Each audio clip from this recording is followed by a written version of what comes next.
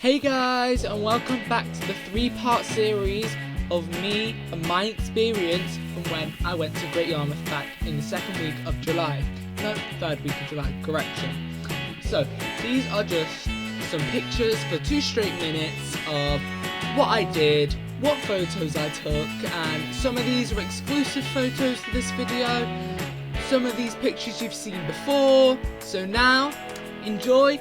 Listen to some music for a little bit and see all the beautiful pictures of Great Yarmouth and most of them of my dogs.